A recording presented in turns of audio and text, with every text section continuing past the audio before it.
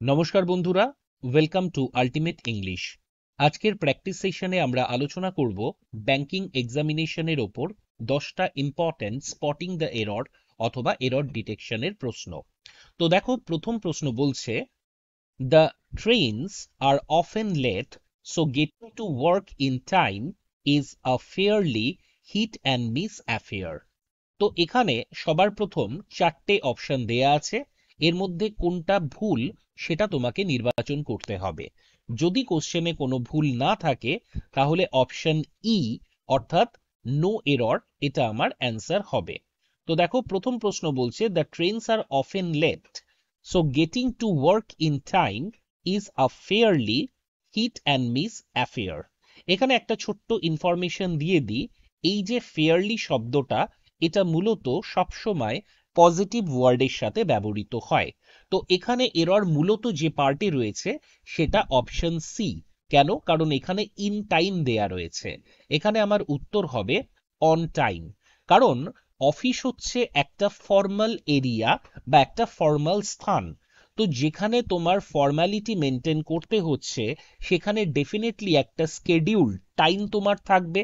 তো স্পেসিফাইড টাইমের জন্য বা স্পেসিফিক টাইমের জন্য আমাকে অন টাইম এই ফ্রেজটা ব্যবহার করতে হবে। অর্থাৎ তুমি যদি বোঝাতে চাও তুমি টাইমলি কোনো জায়গায় পৌঁছবে যেটা একেবারে স্পেসিফিক বা স্পেসিফাইড টাইম, তার জন্য আমরা অন টাইম ব্যবহার করব। ইন টাইম এই শব্দটা মূলত ব্যবহৃত হয় ইভেনচুয়ালি অথবা নট লেট এই কথাটা বোঝানোর জন্য। তো প্রথম প্রশ্নের উত্তর আমার অপশন সি হবে, তাহলে আমার মার্ক করব সিতে। চলে আসি 2 নম্বর প্রশ্নে। 2 নম্বর প্রশ্ন বলছে we could run off together but neither of us wants to live the rest of our lives in abroad. তো দেখো, এইখানে যে সেন্টেন্সটা দেয়া রয়েছে, এখানে প্রথম যে শব্দটি আমরা হাইলাইট করব সেটা হচ্ছে রান অফ। রান অফ বলতে বোঝায় হচ্ছে লিভ সাডেনলি, অর্থাৎ কোনো জায়গা ছেড়ে চলে যাওয়া। তো বলছে আমরা একই সঙ্গে এই জায়গাটা ছেড়ে চলে যেতে পারতাম, কিন্তু neither of us wants to live the rest of our lives in abroad. কিন্তু আমাদের মধ্যে কেউই জীবনের শেষ ভাগটা বিদেশে কাটাতে চাই না। এখানে আরো একটা জিনিস আমরা মাথায় রাখবো, এই যে নাইদার বা নিদার শব্দটা, এটা দুয়ের মধ্যে জিরো বোঝানোর জন্য ব্যবহৃত হয়। যদি এখানে আসের অর্থ দুয়ের বেশি লোককে বোঝাতো তাহলে আমরা নান ব্যবহার করতাম। অর্থাৎ 3 জনের মধ্যে 4 জনের মধ্যে কেউ না, 0 জন, এটা বোঝানোর জন্য নান অফ ব্যবহৃত হয়। আর 2 জনের মধ্যে 1জনও না, এটা বোঝানোর জন্য আমরা নাইদার অফ ব্যবহার করি। এবং যেহেতু কেউই নয়, তার সাথে আমরা সিঙ্গুলার ভার্ব ওয়ান্টস ব্যবহার করতে পারি, এই পার্টেও কোনো সমস্যা নেই। কিছু কিছু স্টুডেন্টের মনে হতে পারে যে স্যার ফার্স্ট পার্টে কুড আছে অর্থাৎ পাস্ট টেন্স, তাহলে একটা পাস্ট টেন্স হলে এটা প্রেজেন্ট টেন্স হয় কি করে? তাহলে অনেকেই উত্তর করে দেবে ওয়ান্টেড। কিন্তু দেখো, সব সময় মাথায় রাখবে গ্রামার শুধুমাত্র রুল দিয়ে হয় না, তোমাকে কনটেক্সটটাও বিচার করতে হবে। এখানে বোঝাচ্ছে আমরা আগে চলে যেতে পারতাম, কিন্তু আমরা কেউই চাই না, মানে বর্তমানেও চাই না। এটা হচ্ছে একেবারে রেগুলার অ্যাক্টিভিটি, অর্থাৎ সিম্পল প্রেজেন্ট টেন্স। তো এটা হতেই পারে যে আমরা আগে ছেড়ে যেতে পারতাম, কিন্তু আমরা বিদেশে থাকতে চাই না। এবার বিদেশে থাকতে না চাওয়ার যে বিষয়টা, এটা এখনো এক্সিস্ট করছে, এটা অতীতের ঘটনা নয়, এটা আমার সব সময়ের ঘটনা। সুতরাং এটা পাস্ট টেন্স হলেও এতে প্রেজেন্ট টেন্স হতে কোনো আপত্তি নেই। তো এখানে ভুল যে অংশটায় রয়েছে সেটা হচ্ছে অ্যাব্রড শব্দটার আগে ইন প্রেপোজিশন হবে না। কেন হবে না? সবার আগে বুঝবে অ্যাব্রড কোনো পার্টিকুলার নাউন নয় বা কোনো জায়গার নাম নয়। এখানে যদি আমেরিকা থাকতো, এখানে যদি ফ্রান্স থাকতো, এখানে যদি বেলজিয়াম থাকতো, তাহলে আমরা তার আগে ইন ব্যবহার করতে পারতাম, কারণ প্রিপোজিশন নাউনের আগে ব্যবহৃত হয়। অন্যদিকে অ্যাব্রড শব্দটা ইংরেজিতে অ্যাডভার্ব হিসেবে ব্যবহৃত হয়। যেহেতু এটা অ্যাডভার্ব, তাই স্বাভাবিকভাবে অ্যাডভার্বের আগে আমরা কোনো প্রিপোজিশন ব্যবহার করব না। তাহলে এক্ষেত্রে আমার উত্তর হবে অপশন ডি। চলে আসি পরের প্রশ্নে। পরের প্রশ্ন কি বলছে? পরের প্রশ্ন বলছে the proposed new structure is notable for not only its height but also for its shape. তো এখানে আমরা যে নিয়মটা মাথায় রাখবো, নট অনলি শব্দটার সাথে একেবারে পেয়ার কনজাংশন হচ্ছে বাট অলসো। নট অনলির সাথে বাট অলসো ছাড়া আর কিছু কম্পিটিটিভে তোমরা ব্যবহার করবে না। তবে একটু এক্সট্রা ইনফরমেশন দিয়ে রাখি, নট অনলির সাথে শুধুমাত্র যে বাট অলসো ব্যবহৃত হয় এমন কিন্তু কেউ মাথার দিব্যি দেয়নি। এটা ঠিক, তুমি নট অনলির সাথে বাট অলসো ব্যবহার করতে পারো, তবে তাছাড়াও আর কি কি ব্যবহার করা যায় সেটা চলো আমরা আলোচনা করে নিই। নট অনলির সাথে বাট অলসো ব্যবহৃত হতে পারে, অথবা বাট টু ব্যবহৃত হতে পারে, অথবা বাট অ্যাজ ওয়েলও ব্যবহৃত হতে পারে। তো ডেসক্রিপটিভ ইংলিশে তোমরা যখন লিখবে এই এক্সপ্রেশনগুলো ব্যবহার করতে পারো।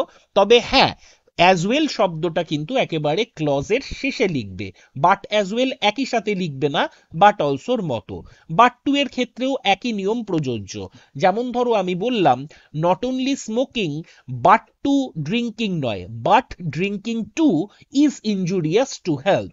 তো এই এক্সট্রা ইনফরমেশনটা চাইলে তোমরা নোট করে নিতে পারো।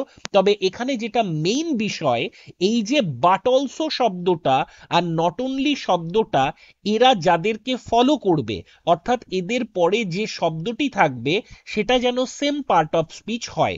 মূল বিষয় যেটা বোঝাতে চাইছি, মনে করো নট অনলির পরে, নট অনলির ইমিডিয়েট পরের শব্দটি ভার্ব থাকলো, তাহলে বাট অলসোর পরের শব্দটাও ভার্ব থাকবে। নট অনলির পরের শব্দটা মনে করো নাউন থাকলো, তাহলে বাট অলসোর পরের শব্দটাও নাউন বা প্রোনাউন থাকবে। নট অনলির পরের শব্দটা মনে করো অ্যাডভার্ব থাকলো, তাহলে বাট অলসোর পরের শব্দটাও অ্যাডভার্ব থাকবে। তবে পরীক্ষার ক্ষেত্রে এমনভাবে প্রশ্ন দেয় যে তুমি নট অনলি দেখে বাট অলসো করতে পারবে না, তোমাকে বাট অলসো দেখে নট অনলি করতে হবে। মানে হয়তো দেখা গেল যে নট অনলির পরে একটা ভার্ব দিয়েছে, কিন্তু বাট অলসোর যে ক্লজটা সেখানে কোনো ভার্বই নেই, তাহলে তুমি নতুন করে ভার্ব আনবে কোথা থেকে? বাট অলসোর পরে কি রয়েছে? একটা প্রিপোজিশন রয়েছে। সুতরাং তুমি তখন নট অনলির পরে প্রিপোজিশন আনার চেষ্টা করবে। তো মোদ্দা কথা হচ্ছে এটা, নট অনলি এবং but also same part of স্পিচকে ফলো করবে। এখানে দেখো নট অনলির পরে কি রয়েছে? নট অনলির পরে রয়েছে ইটস হাইট। তো তুমি এখানে বাট অলসোর পরেও লিখতে পারো ইটস শেপ, কিন্তু এই যে ফর শব্দটা এটা তো তুমি নিয়ে আসতে পারবে না তার আগে, for but also its shape, মিনিংটা দাঁড়াবে না। তো সেক্ষেত্রে আমাদের করণীয় হচ্ছে এই প্রথম পার্টে যে নট অনলি শব্দটি রয়েছে সেটাকে তুমি ফরের আগে নিয়ে এসো, অর্থাৎ এই নট অনলি শব্দটার প্লেস হবে ফরের আগে। তাহলে অ্যান্সারটা কি হবে? Is notable not only for its height but also for its shape. তার মানে নট অনলির ইমিডিয়েট পরের শব্দটি ফর, আবার বাট অলসোর ইমিডিয়েট পরের শব্দটাও ফর, দুটোই হচ্ছে প্রিপোজিশন। এখানে কিন্তু মিলে গেছে বিষয়টা, অর্থাৎ নট অনলির পরেও ফর আছে, বাট অলসোর পরেও ফর আছে। একেবারে যে সেম প্রিপোজিশন থাকতে হবে এমন কিন্তু কেউ মাথার দিব্যি দেয়নি।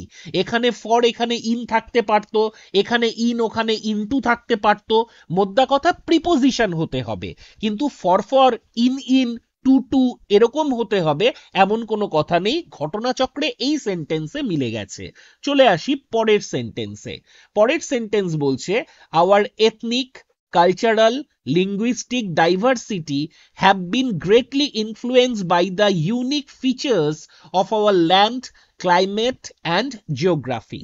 তাহলে দেখো অনেকগুলো সাবজেক্ট রয়েছে, এথনিক, কালচারাল, লিঙ্গুইস্টিক, তাহলে তার সাথে প্লুরাল ভার্ব হবে, এতে কোনো ভুল নেই। কিন্তু ভেবে দেখো এই যে এথনিক শব্দটা রয়েছে, এই যে কালচারাল শব্দটা রয়েছে, এই যে লিঙ্গুইস্টিক শব্দটি রয়েছে, এগুলো সবকটা হচ্ছে অ্যাডজেক্টিভ, এবং adjective cannot be the subject. To be the subject a word has to be either noun or pronoun. এখানে মূল নাউন হচ্ছে ডাইভার্সিটি, এবং এই ডাইভার্সিটি নাউনের অ্যাডজেক্টিভ হিসেবে কাজ করছে এথনিক, কালচারাল, লিঙ্গুইস্টিক। এথনিকের নাউন ফর্ম হচ্ছে এথনিসিটি, কালচারালের নাউন ফর্ম হচ্ছে কালচার। যদি কালচার থাকতো, এথনিসিটি থাকতো, এতগুলো জিনিস নাউন হিসেবে থাকতো, তখন হ্যাভ হতো। কিন্তু এখানে নাউন বা সাবজেক্ট হচ্ছে ডাইভার্সিটি, যেটা সিঙ্গুলার হিসেবে ব্যবহৃত হয়েছে, তাহলে তার সাথে আমরা হ্যাজ ব্যবহার করব। অর্থাৎ অপশন বি আমার অ্যান্সার হবে। চলে আসি পরের কোশ্চেন, 5 নম্বর কোশ্চেন। 5 নম্বর কোশ্চেন বলছে, the question was so unexpected that for a moment she was at loss how to act up properly. অর্থাৎ কোশ্চেনটা এতই আনএক্সপেক্টেড, অপ্রত্যাশিত ছিল, যে এক মুহূর্তের জন্য সে একেবারে ভ্যাবাচাকা খেয়ে গিয়েছিল যে কিভাবে সে অ্যাক্ট আপ করবে, প্রপারলি সেটাকে উত্তর দেবে, কিভাবে সেটার সঙ্গে যুঝবে। এই অংশে বা এই অংশটা সেই কথাটাই বলছে। এইবার এখানে যে ভুলটা রয়েছে সেটা হচ্ছে অ্যাট লস। এটা হচ্ছে একটা ইডিয়াম, অ্যাট লস নয়, উত্তর হবে at a loss. At a loss শব্দটার মানে হচ্ছে কিংকর্তব্য বিমূঢ় হয়ে যাওয়া, অর্থাৎ unable to decide what to do what not. মাথায় রাখবে, অ্যাট লস না দিয়ে এখানে একই ধরনের আরেকটা ইডিয়াম দিতে পারতো, সেটা হচ্ছে অ্যাট সি। এখানে যেটা মাথায় রাখার বিষয়, অ্যাট সি এর মাঝখানে কিন্তু কোনো আর্টিকেল এ বসবে না, অ্যাট লসের মাঝখানে অ্যাট এ লস বসবে। কিন্তু যদি এখানে অ্যাট এ সি দেয়া থাকতো, তোমাকে উত্তর করতে হতো অ্যাট সি। তাহলে এখানে আমার উত্তর হবে at a loss. At a loss মানে perplexed, bewildered, flustered, flabbergasted, stupefied, এই জাতীয় এর সিনোনিম হিসেবে ব্যবহৃত হবে। অপশন ডি হচ্ছে আমার উত্তর। চলে আসি পরের কোশ্চেন। পরের কোশ্চেনে আমরা সবার আগে একটু ডাইরেকশনটা পড়ে নেব। কি বলেছে, in the following question one part of the sentence may have an error, অর্থাৎ একটা পার্টে এরর থাকতে পারে। Find out which parts of the sentence do not contain an error. অর্থাৎ পুরো উল্টো দিয়েছে। আগে তোমাকে দিয়েছিল প্রথম 5টা প্রশ্নে যে কোন পার্টে এরর আছে, এখানে বলছে কোনো একটা পার্টে এরর আছে, তোমাকে খুঁজে বার করতে হবে কোন কোন পার্টে এরর নেই। মনে করো বি পার্টে তোমার উত্তর আছে, মানে এরর আছে, তাহলে তোমার উত্তর হবে এ সি ডি। মনে করো তোমার সি পার্টে এরর আছে, তাহলে তোমার উত্তর কিন্তু সি হবে না, তোমার উত্তর হবে এ বি ডি। অর্থাৎ তোমাকে এখানে ভুল অংশ নয়, বরং ঠিক অংশ কোনটা সেইটা বেছে বা নির্বাচন করে বের করতে হবে। কি বলছে দেখো, although my father could neither read or write, he was reputed to be an excellent orator. আমাদের এতটা না পড়লেও হতো, আমরা জানি neither is followed by nor, অর্থাৎ আমার কোন পার্টে এরর আছে, বি পার্টে এরর আছে, তার মানে এসিডি যেখানে অ্যান্সার থাকবে সেটাই আমার উত্তর হবে, অর্থাৎ অপশন সি। চলে আসি পরের কোশ্চেন। 7 নম্বর কোশ্চেন বলছে, in eating the plants we combine the carbohydrates with oxygen dissolved in our blood because of his penchant for breathing air and so extract the energy that makes us go. Banking এর error detection গুলো সেন্টেন্সটা একটু বড় বড় হবে, এতে ঘাবড়ানোর কিছু নেই, এরর কিন্তু তোমার জানা পার্টেই থাকবে। খেয়াল করে দেখো এখানে সেন্টেন্সের সাবজেক্ট কাকে দেয়া আছে, উই। তাহলে উই এর জন্য আমরা যে অ্যাডজেক্টিভটা ব্যবহার করব, যে পজিটিভ অ্যাডজেক্টিভটা ব্যবহার করব, সেটা নিশ্চয়ই হিজ হবে না। I will do my duty, we will do our duty, কখনোই হিজ হবে না। তাহলে এখানে যে হিজ শব্দটি রয়েছে এর পরিবর্তে উত্তর হবে আওয়ার। এখানে একটা খুব সুন্দর শব্দ রয়েছে পেনচ্যান্ট। পেনচ্যান্ট শব্দের মানে বোঝায় হচ্ছে অনুরাগ, কোনো কিছুর প্রতি আসক্তি। তবে এই সেন্টেন্সে পেনচ্যান্ট শব্দটি আসক্তি বা অনুরাগ নয়, বরং প্রবৃত্তি অর্থে ব্যবহৃত হয়েছে। তাহলে আমার এরর রয়েছে কোন পার্টে, এরর রয়েছে অপশন সি, তার মানে এ বি ডি এটা আমার অ্যান্সার হবে। তাহলে দেখা যাক এবিডি কোন অপশনে আছে, অপশন ডি। তাহলে অপশন ডি হচ্ছে আমার উত্তর। চলে আসি পরের কোশ্চেন। 8 নম্বর কোশ্চেন বলছে, the thickets of ironwood that had once grown there had been harvested centuries ago to create a broad swath of open ground through which no enemy could hope to pass unseen. তো সবার প্রথম এখানে অজানা শব্দ যদি কিছু থাকে বলে দিই, থিকেটস বলতে বোঝায় হচ্ছে ঝোপ। আয়রনউড একটা বিশেষ ধরনের গাছ। এখানে শ্বেত বলে একটা খুব সুন্দর শব্দ রয়েছে, এটা আমি আগের দিন তোমাদের যে ডেসক্রিপটিভের রিপোর্ট লিখিয়েছি সেটাতেও ব্যবহৃত হয়েছে। শ্বেত শব্দটার অর্থ হচ্ছে a wide strip of land or area, অর্থাৎ একটা বিস্তীর্ণ ক্ষেত্রকে শ্বেত শব্দটা দিয়ে বোঝানো যায়। তাহলে এখানে যে ভুলটা রয়েছে এটা একেবারে নিরক্ষরতা দূরীকরণ লেভেলের ভুল। সেটা হচ্ছে 2 এর পরে তোমার V2 বা V3 লেখা আছে, যেখানে 2 এর পর আমার V0, অর্থাৎ উত্তর হবে ক্রিয়েট। প্রসঙ্গত বলে রাখি 2 এর পর V0 হতে পারে, আবার 2 এর পর V4 হতে পারে, অর্থাৎ ভার্ব প্লাস আইএনজি হতে পারে। 2 যদি ইনফিনিটিভ হয় তখন আমরা 2 এর পরে ভার্বের বেস ফর্ম লিখব, অর্থাৎ টু গো। আর টু শব্দটা যদি প্রিপোজিশন হিসেবে ব্যবহৃত হয় তাহলে বাকি প্রিপোজিশনের মতো এরপরে ভার্ব থাকলে তার সাথে আইএনজি যুক্ত হবে। তাহলে এখানে ক্রিয়েটেডটা কোন পার্টে ছিল? সি পার্টে। তাহলে আমার এ বি ডি এটা অ্যান্সার হবে। এ বি ডি আমার কত নম্বর অপশানে আছে? অপশন ডি তে রয়েছে। চলে আসি পরের question 9 number. Members of the National Guard provided some hope for humanity during a time of so much pain and anger. এখানে camaraderie শব্দটার অর্থ হচ্ছে বন্ধুত্ব অথবা মিউচুয়াল আন্ডারস্ট্যান্ডিং। এবং এখানে দেখো আরো দু একটা জিনিস, এই যে বিটুইন শব্দটা that should be followed by and, তো সেখানেও তোমার বিটুইন এর সাথে অ্যান্ড রয়েছে। এখানে আরো একটা জিনিস দেখো, যেহেতু এটা আনকাউন্টেবল নাউন অনেকটা সিঙ্গুলারের মতো ব্যবহৃত হবে, তার সাথে সিঙ্গুলার ভার্ব ব্যবহৃত হবে। এখানে প্রোভাইডেড পাস্ট টেন্সে রয়েছে, সুতরাং সিঙ্গুলার প্লুরালের কোনো বিষয় থাকবে না। এই প্রশ্নটাই কোনো এরর নেই, তাহলে স্বাভাবিকভাবে আমরা উত্তর করব নো এরর, অর্থাৎ অপশন ই। লাস্ট কোশ্চেন আজকে সেটের, বলছে Ukrainian military escorted reporters to the site which is on a front line formed in much of the Donbas region by the roiling fast flowing river swollen by spring rain.